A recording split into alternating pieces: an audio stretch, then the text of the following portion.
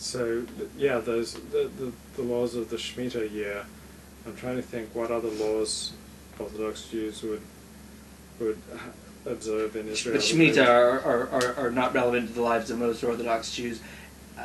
I mean, the diaspora, but they are in Israel. It's a but they're agricultural laws, though. Yeah, but it limits the type of produce that you can buy, whether you hold by it or not. Right. Okay. And but on the other hand, you're not dealing with non-Jews as much, so that must simplify things because there's. Yeah, and Passover and Sukkot are only 7 days instead of 8. Right. So, right. So you get a lot of your life back. Yeah. Right, or a day or two back. Well, it's 6 minimum 6 more days a year. 6 days? Yeah, because the last 2 days of Passover and Sukkot are holy days in the diaspora, but in Israel it's only the last day. Right. First 2 days in the diaspora, but in Israel it's only the first day. Shavuot is 2 days in the diaspora, in Israel it's only 1 day, okay. so that's 6 days. Of them. Yeah.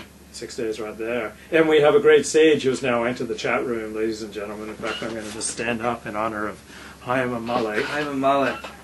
Your reputation precedes you. Yeah, one of the Gedolim of our generation. And I don't say those words lightly. No. I had a woman in here, Rabbi Ali, last night. Oh yeah? Yeah. Did she have anything cool to say?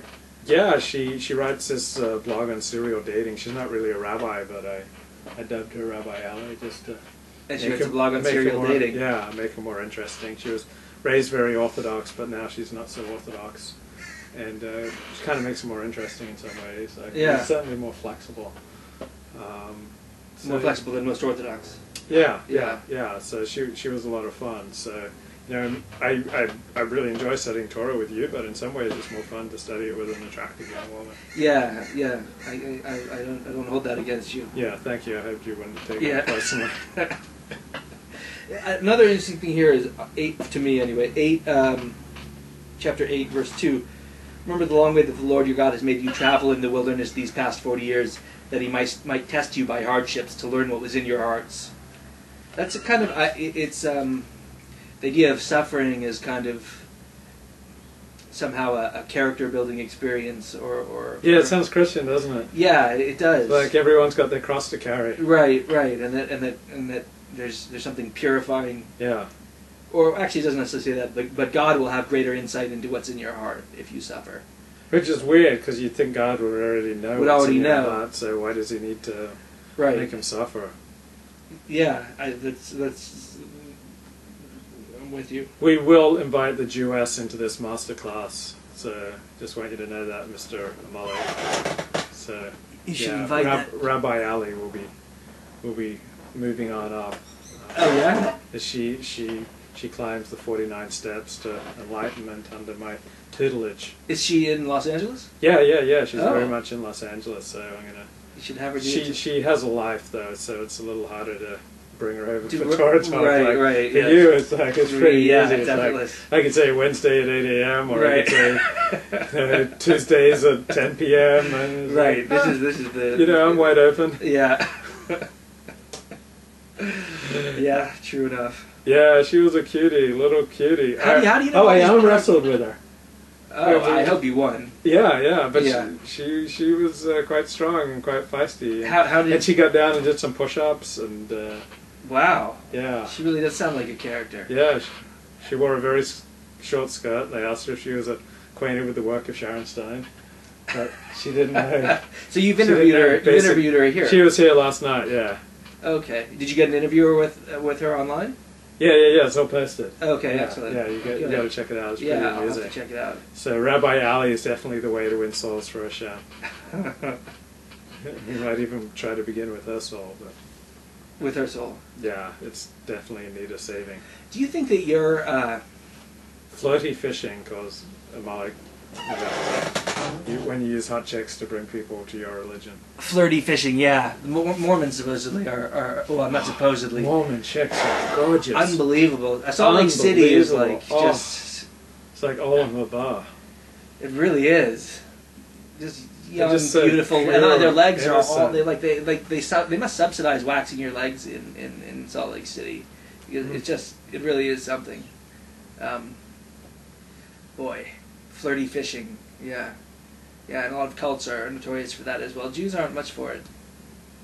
I remember I was with this Christian woman in the back of my car, and she was about to do something for me, but before she did it, I had to agree to let her pray to Jesus. Well, and you did. I did, totally, because I'm an ecumenical guy, and I Right. believe there are many paths Many to the one paths. true God. Right. that was very gracious of you. Very That's very tolerant. Yeah, that's just kind of the guy I am. I mean, Yeah. I wasn't going to do an incremental genocide. It's like, So how do you think that because women play a very big role in your world, yeah. as they do for most men, but I think you would be on the upper end of that bell curve as far as Yeah, you know. yeah. Do you think that compromises your efforts to be a more Yeah, I'd say so, yeah. Yeah? Yeah, definitely. it's not just a challenge for you to work with to further enhance your godliness, but it's an impediment to godliness for you. Is that yeah? Yeah, it's an impediment, and maybe it enhances, but it's a struggle. Have any wise? I mean, so many of them say no. That Like makes it's it. hard on the self-esteem, and Well, if you it's shaved your beard, discouraging. you're I didn't have a beard 3 years ago, and I still wasn't inundated with. Still weren't yeses. getting a lot of hits? I still was getting a lot of no's. My mom actually said I spoke to my mom yesterday, and she mentioned she had looked at one of our things, and she said that she noticed suddenly she realized that underneath your beard you're a very nice looking man. She said she had just assumed kind of beard unattractive, very unattractive, scary man. yes. She said all of a sudden Dirty it hit her. Jew. She thought I Right, was a she had dirty a Jew. dirty kind of hook-nosed Semitic Yeah. disaster. Yeah. And no, but then she said all of a sudden she realized, wait a second, he's underneath there. He's a nice looking guy. What else did your mother think about Torah Talks? They enjoy them. You know, they're like me. They're not godly people. But you know, yeah, no, she digs it. They didn't give a lot of comments other than that one. I hope they didn't see the animal sex one. A lot of people misinterpret. Yeah, That no, they could don't really- get that. That Nope. could get us into trouble. My parents are ecumenical too. They understand that kind of thing. Yes, this guy is the MD. Almost. I mean, you completed 3 years of medical school? 4 years out of a 6-year program. Whoa, 4 years of 6 years. Yeah, what sort of MD? A non-board certified, unlicensed one. Right? No, I'm not an MD. I dropped out. Does he treat goyim? I'm not a doctor. I dropped out of the program before completing it. My ex-wife was in the program, but she did complete it. She's a specialist in sleep disorders now. But I'm not. I'm not a Whoa, doctor. I should go see her. Yeah, she's Kaiser's go-to woman on sleep disorders. She's doing very, very well. I gotta see it. Why do you ask if I treat goyim, Chaim Malik? Remember, there's a 30-second delay, so... Right. Why did you drop out, Joey? Oh. What do you do now? Well, I was I came into acquaintance with Luke because I was one of the I was president of Juicy Media and Juicy.com and one of the founding editors of Juicy.com. Right Is now, that why you- right now, but I'm done. I've finished that now. Right now, I'm just depressed full time. Why did you drop out of medical school? I mean, as a Jew, you should be a doctor if you possibly can. Yeah. From the vantage point of right now, it looks like it was a mistake. At the time, I loved medicine. I found it fascinating, but my mind was constantly hungering for a more kind of diverse array of stimulation. And I was doing this stuff on the radio, and I was raising money for nonprofits, and I was doing so much other stuff.